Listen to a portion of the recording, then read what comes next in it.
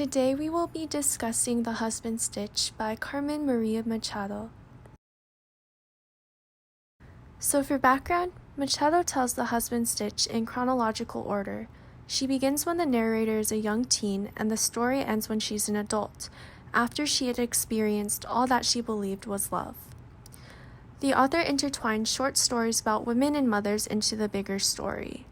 The story revolves around the relationship between the narrator and her partner, or more rather, the conflict between allowing her partner to see what was behind the ribbon, which was a big part of, if not, her whole identity.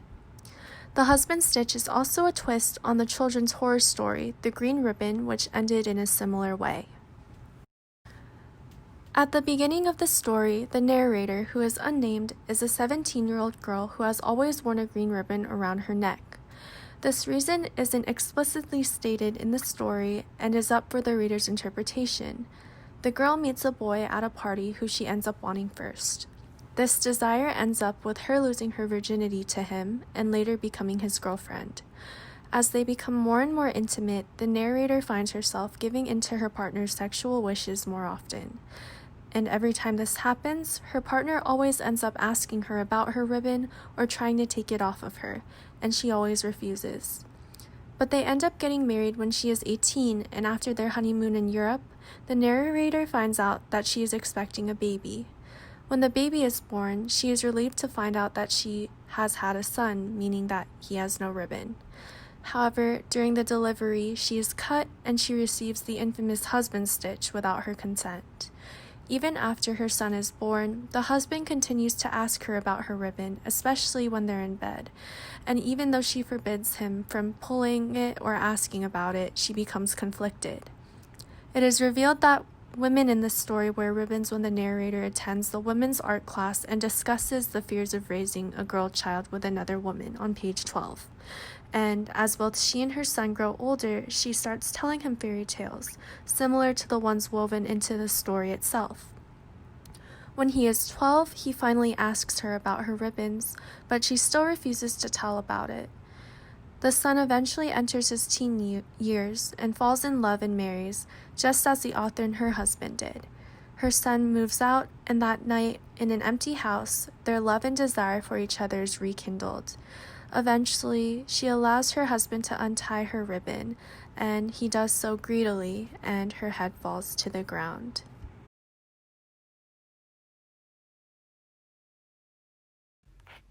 The first question for the text, The Husband Stitch, by Maria Machado is, why did Maria Machado include directions as to how a specific portion of the text should be read? A few of you may have noticed that she mimics the format of scary stories to tell in the dark.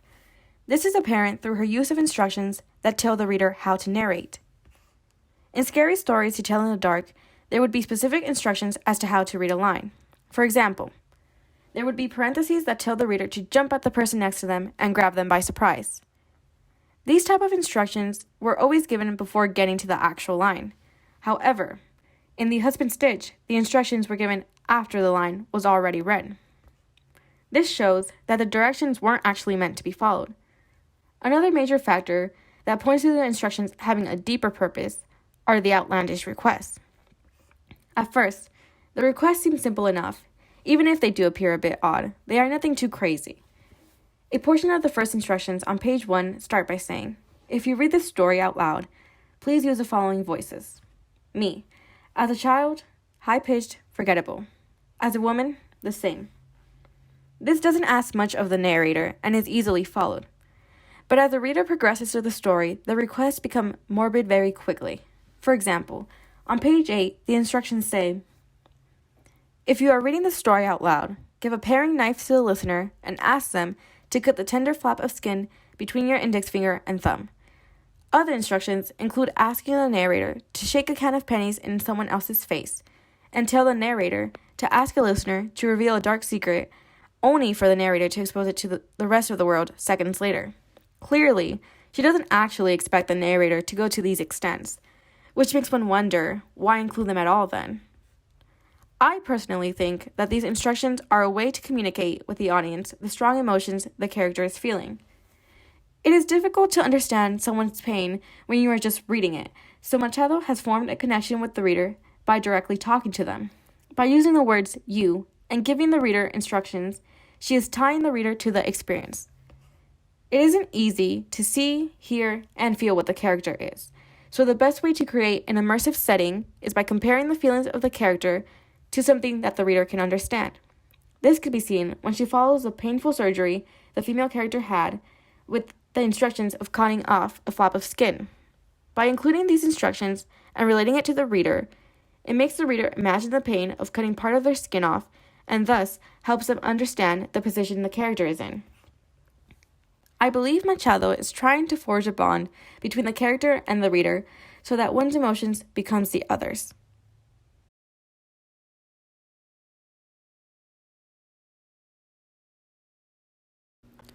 The second question for the text is, why does Maria Machado include short stories about women in between the overall text?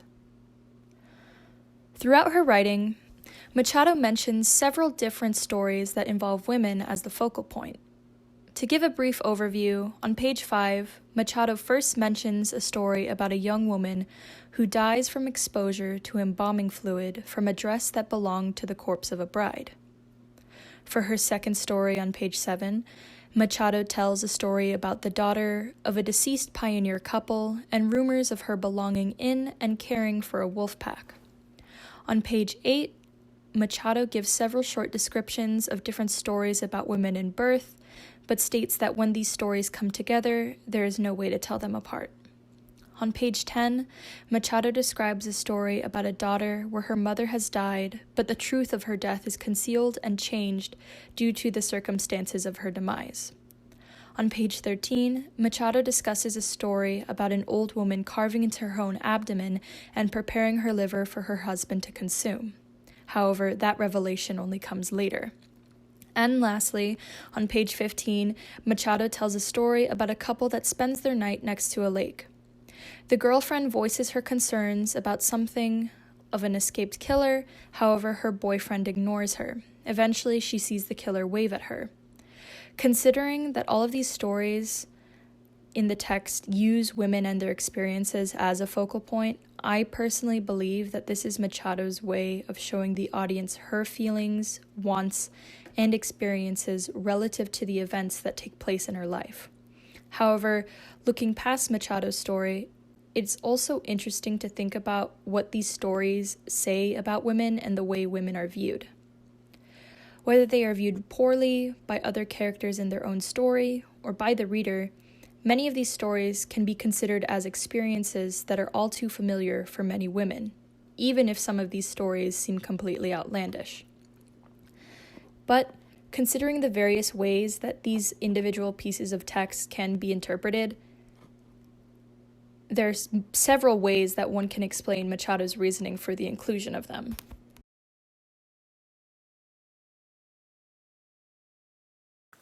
The last question for the discussion is, why is it that only women wear ribbons?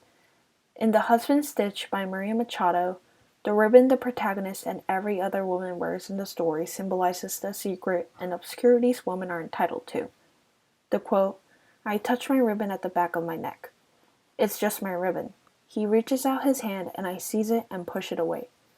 This is the first time the ribbon is mentioned. From the narrator's reaction, the ribbon is never to be touched by anyone other than her. However, it is also rare to find the narrator consciously touching her ribbon throughout the story. The man within the story does not wear ribbons or know the meaning behind them. The quote, "A wife," he says, "should have no secrets from her husband. I don't have any secrets," I tell him. The ribbon is not a secret, it's just mine. A wife should have no secrets. For the woman and the narrator in the story, the ribbon is something that values more than anything because it gave them a sense of worth and is what made them whole. The quote, "I feel as lonely as I have ever been," helps readers understand more deeply about the ribbons around women's neck. As the husband's reaction was sorrowful, Machado portrayed that secrets and obscurities should have been left alone. Overall, the reason why Machado wrote only for women to wear ribbons around their neck was to symbolize and share the idea of women rights.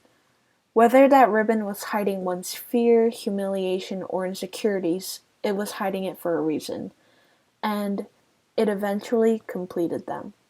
And it completed the narrator.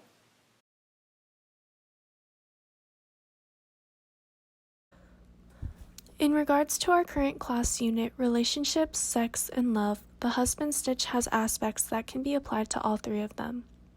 In terms of the first category, relationships, the story centers around the relationship between the narrator and her husband, which is both romantic and sexual. The relationship overall was one that she was satisfied with, him being her first love, then getting married and having a kid. In addition to this, the husband stitch tackled the relationship and inner conflict between the narrator and her inner self, her own personal values, especially in regards to allowing her husband to touch the ribbon. Her relationship with herself was greatly affected as she let her boundaries and standards down for her partner. Sex was one of the main and most described parts of the story. It seemed as if sex ignited their feelings for one another, as seen in the beginning when they first got together, and then at the end once their son moved out of the house. The narrator's green ribbon and intimacy seemed closely tied together, as the husband would always pressure her and try to untie it during these times. The story, as well as the narrator as we knew her, also ended while they were in bed together. Finally, love was a big part of the husband stitch as well. It was stated that the narrator loved her husband, and she knew from the beginning that she would marry him. However, her feelings toward him seemed to change after she got the husband stitch. Throughout the story, she stopped going by the rules and standards that she gave herself, especially during sexual encounters, as he pressured her many times to do what he wanted, to allow him to untie her ribbon.